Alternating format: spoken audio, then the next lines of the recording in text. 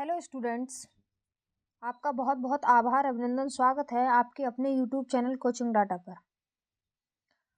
और आज हम क्लास 10th मैथ्स की एक्सरसाइज 2.2 करने वाले हैं, यानी कि प्रश्नावली 2.2। 2.1 हमने इससे पहले अपलोड कर दी। अब इसका जो प्रश्न दे रखा है पहला, उसको हम पढ़ेंगे। निम्न द्विघात बहुपद के शून्य ज्ञात कीजिए और शून्यकों तथा गुणांकों के बीच के संबंध की सत्यता की जांच कीजिए। और ये दे रखे हैं आपके इसके पार्ट 6 है ना, इस प्रश्न के 6 पार्ट हैं। तो यदि हम द्विघात बहुपद के शून्यकों को ज्ञात करने की बात कर रहे हैं तो हमें इसके बारे में थोड़ा सा पता होना चाहिए, जो मैं आपको बता रही हूँ अभी। कि देखिएगा, आपको इस प्रश्न को सॉल्व करने के लिए सबसे पहले द्विघात समीकरण पता होनी चाहिए। द्विघात समीकरण होती है हमारी, द्विघात समीकरण होती है आपकी ax² + bx + c = 0। ये होती है हमारी द्विघात समीकरण, ठीक है। उसके बाद ये x² का गुणांक है, ये x का गुणांक है b, और c आपका अचर पद है जो हमने लिख रखा है। अब ये जो हमें द्विघात समीकरण दे रखी है ax² + bx + c, जिसके अल्फा कॉमा बीटा दो शून्यक हैं, ठीक है। दो आपके शून्यक हैं अल्फा बीटा। शून्यकों का योगफल यदि हम निकालते हैं तो शून्यक क्या है हमारे, अल्फा और बीटा। योग करना है तो हम करेंगे अल्फा प्लस बीटा, और अल्फा प्लस बीटा का जो सूत्र है वो है माइनस का b/a, यानी कि आप समझे माइनस b, यानी कि b का गुणांक लिखना है, माइनस में लगा देना है, बटे a का गुणा x² का गुणांक, यानी कि a जो आएगा वो यहाँ अपॉन में लगा देना है। फिर है शून्यकों का गुणनफल। शून्यकों का गुणनफल होगा आपका अल्फा इंटू बीटा, क्योंकि दो जो शून्यक हैं अल्फा बीटा है, गुणनफल का मतलब इनकी गुणा कर दी, अल्फा इंटू बीटा बराबर c/a। ये जो है आपको अच्छे से पता होने चाहिए, याद हो द्विघात समीकरण और ये शून्यकों का योगफल का फॉर्मूला, गुणनफल का फॉर्मूला यदि हम याद करेंगे उसके बाद हमारे क्वेश्चंस अच्छे से हम कर पाएंगे। तो इतना सा मैंने आपको समझा दिया। अब बढ़ते हैं इसके क्वेश्चन नंबर 1 की ओर। अब देखिए, जो पहला पार्ट हमें इसका दे रखा है वो है x² - 2x - 8, है ना।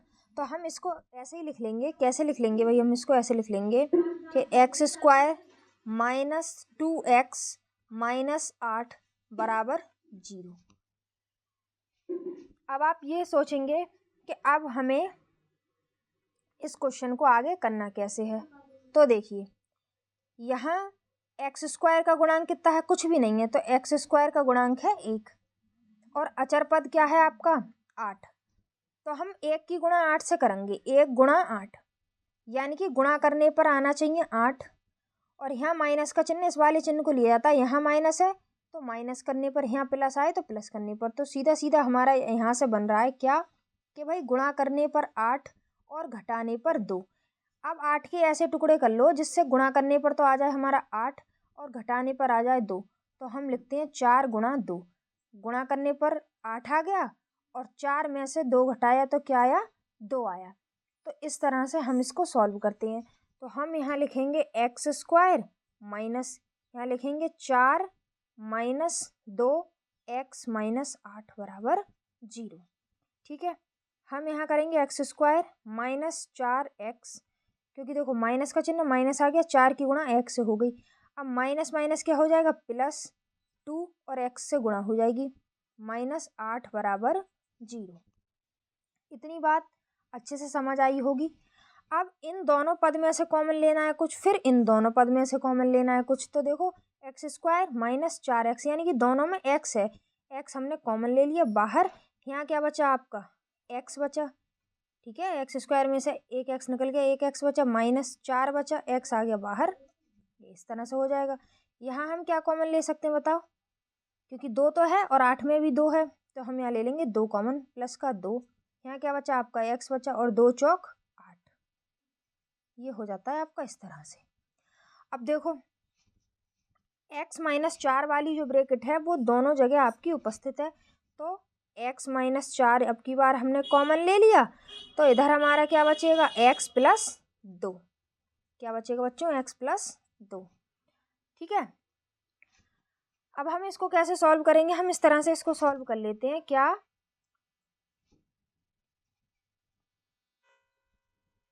हम इसको इस तरह से सॉल्व कर लेते हैं कि x माइनस 4 बराबर 0, एक बार इसके बराबर 0 रख लेंगे, इधर लिखेंगे x प्लस 2 बराबर 0। तो आपको ये पता है कि x बराबर से कोई चीज़ इधर जाती है तो माइनस की हो तो प्लस की हो जाती है, 0 है तो ये प्लस का 4 हो जाएगा। तो x बराबर निकल आया हमारा 4, एक शून्य निकल आया हमारा 4। x बराबर, अब यहाँ प्लस की है तो ये इधर साइड आकर माइनस का हो जाएगा 2, तो x बराबर -2। यानी कि हमारे पास जो अल्फा बीटा के मान हैं, जो दो शून्यक हैं, वो क्या आ गए, एक आ गया 4 आपका और एक आ गया -2। ये तो इस तरह से सॉल्व हुआ, लेकिन उन्होंने हमसे प्रश्न में कहा था कि सत्यता की जांच और कीजिए। ठीक है, तो हम अभी करते हैं इसकी सत्यता की जांच। तो देखिए हमने यहाँ लिख लिया सत्यता की जांच। अब हमें कैसे करनी है, हमारे पास समीकरण क्या दे रखी थी इन्होंने क्वेश्चन में, x² -2x -8 बराबर 0। अब यहाँ देखकर आप एक समीकरण रिकॉल करिए, ax² plus bx plus c बराबर 0। तो यहाँ से अगर हम देखें तो x² है, यानी कि a का मान कितना निकला आपका, a बराबर 1। देखो b बराबर क्या निकला, b बराबर निकला हमारा -2। यहाँ से देखो c, तो c बराबर है आपका -8। हमारे पास a b c सबके मान आ गए। अब हमें लिखना है शून्यकों का योगफल। देखिए हम लिखेंगे शून्यकों का योगफल, और हमने आपको बताया है कि शून्यकों का योगफल क्या होता है, अल्फा प्लस बीटा बराबर, फॉर्मूला क्या बताया था आपको हमने, -b/a। अब आप बोलो अल्फा प्लस बीटा, अभी हमने दो शून्यक निकाले थे, उनका मान क्या क्या आया था, देखिए उनका मान आया था, एक आया था 4 और एक आया था -2, वही रख देने हैं। तो चलिए यहाँ रखेंगे 4 प्लस -2 बराबर -b, तो एक तो माइनस का चिन्ह लेना है, b का मान लगाना है, तो b का मान -2 है, -2 अपॉन a का मान कितना, 1 है। अब यहाँ देखेंगे 4 खोलेंगे ब्रैकेट, ये हो जाएगा -2 और ये माइनस माइनस +2, 4 में से 2 गए, 2 बचे, 2 बराबर 2, ये हो गया बराबर। यही तो सत्यता की जांच करनी है, बराबर आ जाए तो ठीक हो रहा है हमारा क्वेश्चन। अब शून्यकों का योगफल तो हो गया, अब हमें करना है शून्यकों का गुणनफल। हमें लिखना है बच्चों शून्यकों का गुणनफल। शून्यकों के गुणनफल के लिए हमने आपको फॉर्मूला क्या बताया था, इससे देखो अल्फा इंटू बीटा बराबर c/a। तो चलिए हम लिखेंगे अल्फा इंटू बीटा बराबर c/a। अल्फा बीटा का मान भाई हमें पता है, अल्फा का 4, बीटा का -2, c का मान क्या है -8, -8, a का मान 1। अब 4 दूनी 8, -8 बराबर -8। तो हो गई आपकी सत्यता की जांच, बराबर आना चाहिए दोनों साइड का। ठीक, क्वेश्चन 1 जो है उसका फर्स्ट पार्ट हमने कर लिया। अब बढ़ते हैं इसके सेकंड पार्ट की ओर। देखिए सेकंड जो इसका पार्ट है वो दे रखा है 4s² - 4s + 1। इसको हमें सॉल्व करना है। तो देखिए मैंने आपको बता रखा है 4 गुणा 1, इसकी गुणा इससे करनी है, तो गुणा करने पर आ जाए 4, प्लस जोड़ने पर आ जाए 4। ठीक है, इस वाले चिन्ह को हम वैल्यू देते हैं। ठीक है, तो गुणा करने पर 4 और जोड़ने पर भी हमारा 4 आ जाए, तो 4 के ऐसे टुकड़े क्या हो सकते हैं बताइए। तो 4 के ऐसे टुकड़े होंगे भाई 2 गुणा 2, 2 दूनी 4, और इन्हें जोड़ेंगे 2 + 2 बराबर 4। तो 2 और 2 हमें इसके टुकड़े मिल गए। तो हम क्या लिखेंगे भाई 4s² - 2 + 2s + 1 बराबर 0। अब आपको क्या करना है 4s² माइनस, ठीक है 2s से हो जाएगी तुम्हारी गुणा, ये माइनस आ जाएगा 2s + 1 बराबर 0। इन दोनों में से क्या कॉमन ले सकते हो, देखो 2s यहाँ भी है, 2s यहाँ भी है, 2s कॉमन ले लो आप। 2s कॉमन लिया तो 2 दूनी 4, 2s बचा, यहाँ से सब कुछ आ गया तो 1 बचा। यहाँ आप इसी ब्रैकेट की तरह हमें बनाना है, इसलिए हम इस वाले में -1 कॉमन ले लेते हैं।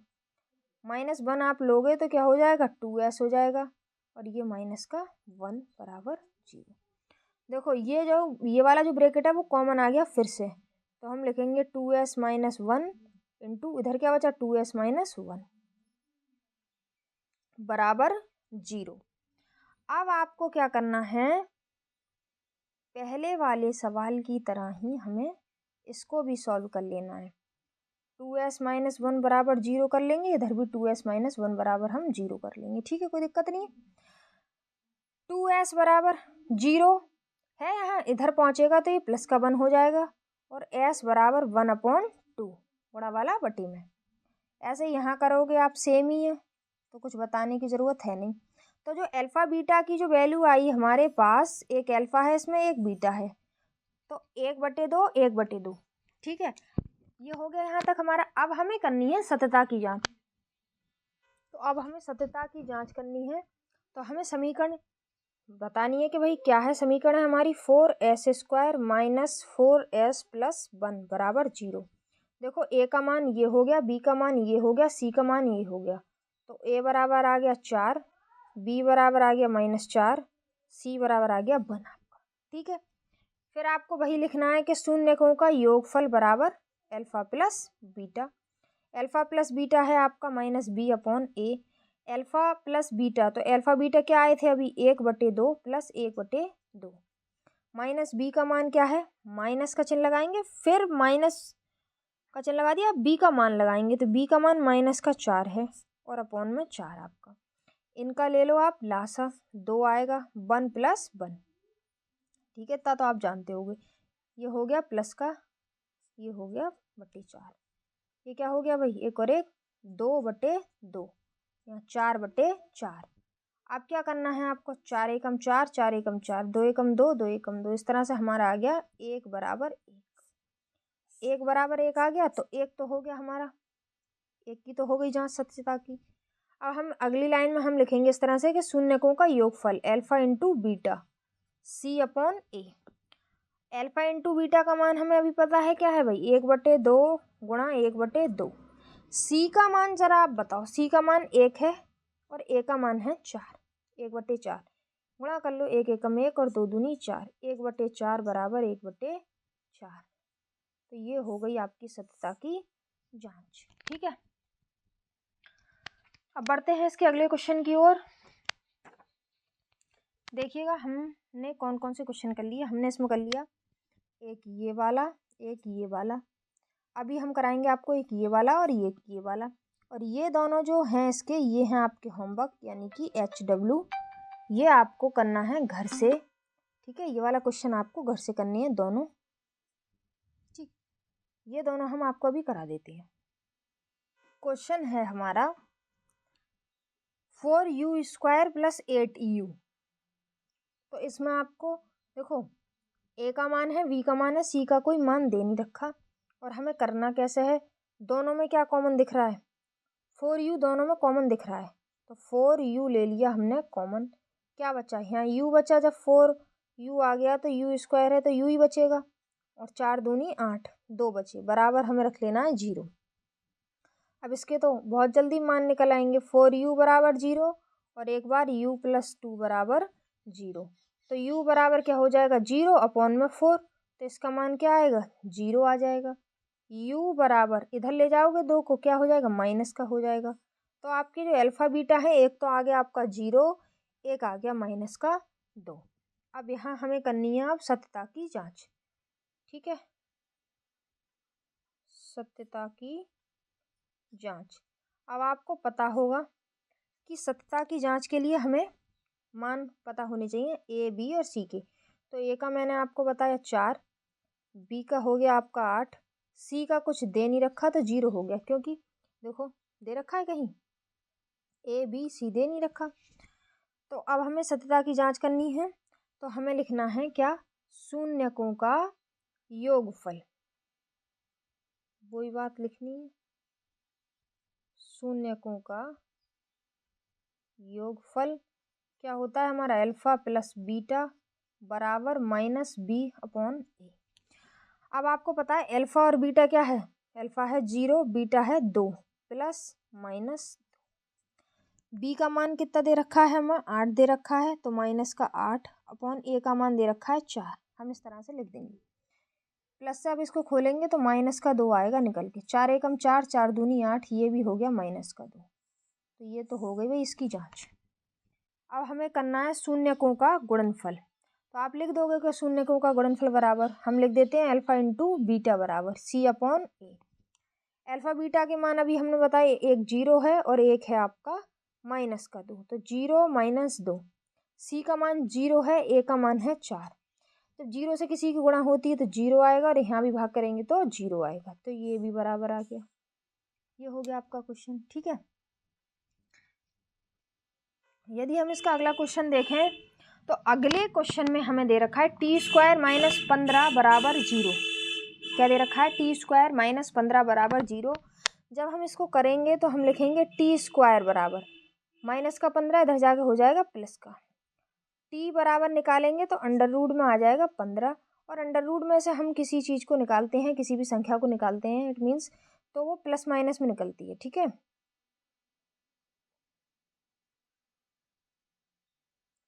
तो t बराबर आएगा हमारा यहाँ प्लस माइनस 15। तो इसमें से हमें पता चल रहा है, एक तो हो गया t बराबर प्लस का अंडर रूट 15, और एक आ गया हमारा t बराबर माइनस का अंडर रूट 15, ठीक। ये तो इसके अल्फ़ा और बीटा हो गई है, अल्फ़ा बीटा के मान निकल आए। अब हमें करनी है जांच, सत्यता की जांच। तो यहाँ लिख देंगे हम सत्यता की जांच। उसमें हम क्या लिखते हैं भाई, शून्यकों का योग। यहाँ से मैं आपको मान बता दूं, ए का मान हो गया 1, t² दे रखा है। देखो अब यहाँ पे t² दे रखा है, t की फॉर्म में कुछ होता तो वो b का मान होता, अचर होता है c, बताया था शुरू में। तो अचर संख्या है 15, तो ये क्या है, c बराबर माइनस का 15। और b है नहीं तो b को क्या मान लेंगे, b बराबर मान लेंगे हम 0, ठीक है बच्चों। b बराबर हम क्या मान लेंगे, 0, क्योंकि देखो हमारी फॉर्म होती है ax² plus bx plus c। तो दो घात वाला होता है a का मान, सिंगल उसमें x होता है वो होता है b, और अचर होता है हमारा c का मान। तो इसमें दे ही नहीं रखा t की फॉर्म में कुछ भी, तो b 0 हो गया हमारा। सत्यता की जांच करने के लिए आप लिखोगे अल्फ़ा प्लस बीटा शून्यकों का योग बराबर minus b upon A. Alpha plus beta यानी कि plus 15 plus under root 15 plus minus under root 15। B का मान क्या दे रखा है, 0, ए का मान क्या दे रखा है 1, तो 0 अपॉन 1। अब देखो ये हो गया भाई आपका प्लस अंडर रूट 15, ये खोलेंगे ब्रैकेट तो माइनस अंडर रूट 15, ये हो गया यहाँ 0, ये भी 0। तो इस तरह से हो गया हमारा 0 बराबर 0। तो इसकी तो हो गई जांच शून्यकों के योगफल की। अभी करते हैं इसके गुणनफल की जांच, ठीक है। अब हमने यहाँ लिख रखा है शून्यकों का गुणनफल बराबर अल्फ़ा इंटू बीटा बराबर c अपॉन ए, ठीक है। अब हमें यहाँ पर देखना है अल्फ़ा बीटा का मान आपको पता है, अल्फ़ा का मान अंडर रूट 15 गुणा ये है माइनस का अंडर रूट 15, सी का मान आपको पता है क्या है, माइनस का 15, और ए का मान है 1।